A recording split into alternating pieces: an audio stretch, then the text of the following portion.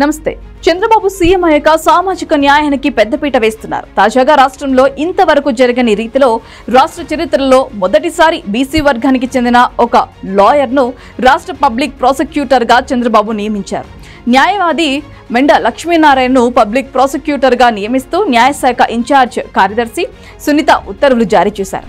ఉమ్మడి ఆంధ్రప్రదేశ్ ఏర్పడినప్పటి నుంచి బీసీ సామాజిక వర్గానికి చెందిన వ్యక్తిని ఈ పదవిలో చూడలేదు.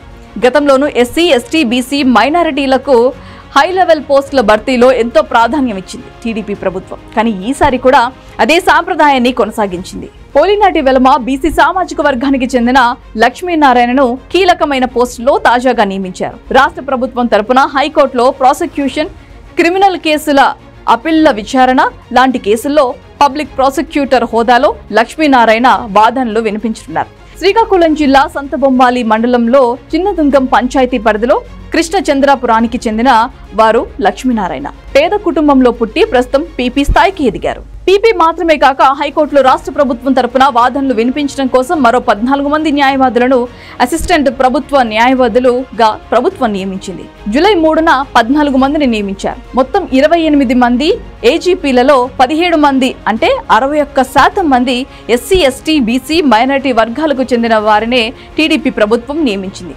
ఏజీపీలుగా కొత్తగా నియమితులైన వారిలో Mekala Anushya, Shaheena Khatun, R Suryanarayana, Sandhyadeepti, Koribilli Sandeep, Morta Srinubabu, Tungala Raghuprasad, R S Manidhar Pingali, Aruva Raghuram, C H Samson, J Krishna Praneeth, Kata Sambasivarao, Srinivas Pathuri, Appasani Vinith ఉన్నారు. వీరిలో ఏపీజీలకు నెలకు 44,000 గౌరవ వేతనం చెల్లిస్తారు.